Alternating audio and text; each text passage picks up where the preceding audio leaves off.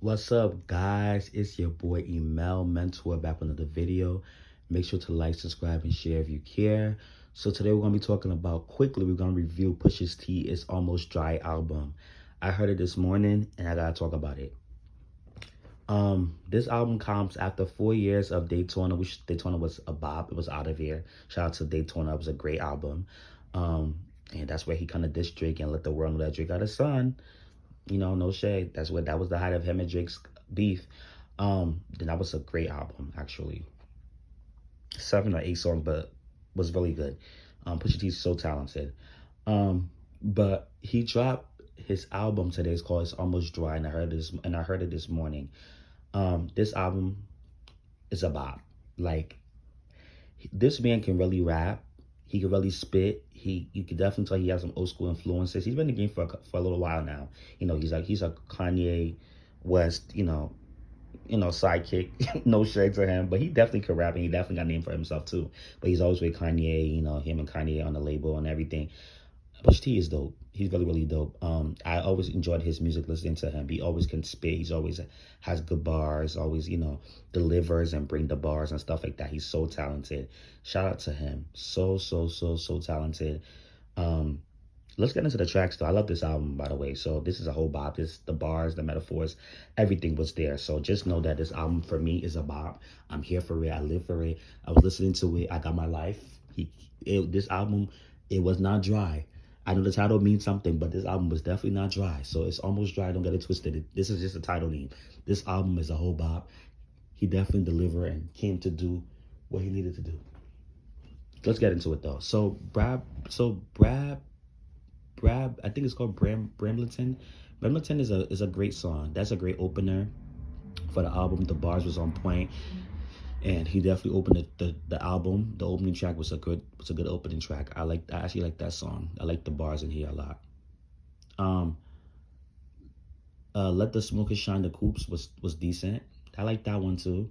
Not my favorite on the album, but it was a decent one. Dreaming of the Past definitely is a bop. I like that record. That's the one him and Kanye has that I like. I like Kanye on this record more than I like him on the record with Kid Cudi. I think Kid Cudi's little part was better than Kanye's singing that he was doing that song. But I'll get to that later. But I like Kanye on this song. This song is definitely a bop. It's one of my favorites on the album. I like this record. Dream of the Past was fire.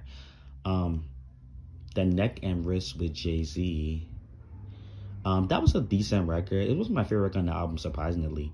I like Pharrell on here. You can definitely tell Pharrell produced that song. Pharrell and Kanye produced this album, by the way, if you guys don't know that. But Neck and Wrist with Jay-Z.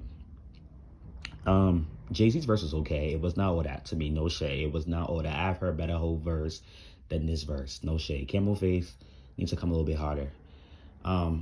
But it was okay though. His verse was decent. It wasn't bad, of course. Jay-Z don't put on no bad verse, but it wasn't anything like that. I heard better of Jay-Z verse. But one thing Jay-Z said that I was like, okay, come and talk your stuff. He said, listen, people like to say all the time, if Biggie was here, I wouldn't be where I am today. I wouldn't be the king of rap. I wouldn't be respected like the way I am, or I wouldn't really be in the position I am. Whether Biggie was alive or dead, I was still gonna be Hov. I was still gonna be destined to be here. Like, because there was a commission for me, and I understood the assignment, and I took over, and I did what I needed to do to stay on top and be relevant and deliver great bars, which he has. I'm not a big fan of Jay-Z's personality. Sometimes I'm not crazy about Jay-Z. I like the new Jay-Z a little bit more. The old Jay-Z, I don't really care for him like that. I'm more of like a Nas, Tupac, Jadakiss, Andre 3000 type of fan, personality and music. But I do like Jay-Z's music. I like a lot of it. It's dope. He's talented. I'm just not a big Jay-Z fan, but he definitely is talented. Definitely is the king of rap for the last 25 years. No shade. But he said without Biggie, he was still going to be here. He was still going to be this dope rapper. So because people like to say that about Beyonce too. Oh, if Rihanna was here, Beyonce wouldn't survive. I mean, not Rihanna. What am I saying, Rihanna? If Aaliyah was alive, Beyonce wouldn't be like the way she was. Aaliyah would have had that Beyonce spot. Maybe that could be true, but Beyonce still would have been Beyonce. Maybe Biggie was going to be like the number one and probably have the most respect, maybe more than Jay-Z, but Jay-Z was still gonna be Jay-Z because Jay-Z put in the work. He's still Hov. Beyonce was still gonna be Beyonce because Beyonce has put in the work. Maybe Aaliyah would have had the number one spot, but Beyonce would have still been Beyonce. No shade. So I like that a lot. I like when he was talking his junk in here, because come on, Jay-Z. But the verse was decent, and Pharrell was okay on here. And the song was okay. Just So You Remember was the next song. That one was I like that one. That one, it was memorable. I like it. I can revisit that one again. It wasn't bad. Diet Coke with Pusha T. That one is about, that was the first single he released off the album. I like that one. People say that Pusha T needs to stop talking about Coke. It's been so many years, and I agree. That's the only complaint I think I have for him as an artist. Like, the Coke and the drugs conversation, leave it alone. We heard it a lot, you know what I mean? But this album, he still kind of got to different things, that it wasn't just all about drugs. So don't get it twisted. Pusha T loves his Coke, but he was still talking about different stuff, and this album had substance, and the bars, and the conscious rap of it all was amazing. But I love Diet Coke.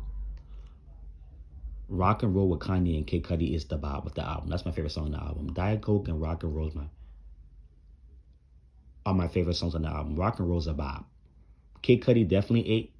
There's a little part on there, 8. Kanye West, I didn't like him on this song. His voice sounded a little bit scratchy, but I did love him on the other record. But he was okay on here, but the voice sounded a little scratchy. I like him on the other record better. But this record is still fire, though. Call My Bluff is a little cute, funny song. I like that song. That's a song that you could boast about, because people like to get things misconstrued, and people like to make people feel bad about themselves when they feel like they're important. And I like this song a lot. Scrape It Off with Uzi and Don Toliver was amazing. Don Toliver ate his little part up. He definitely understood the assignment, ate his chorus up. Uzi verse was okay. I was surprised that I actually liked it. It was fine. I think he knew Pusha T's a great rapper, so he had to come and prove himself. He did a good job.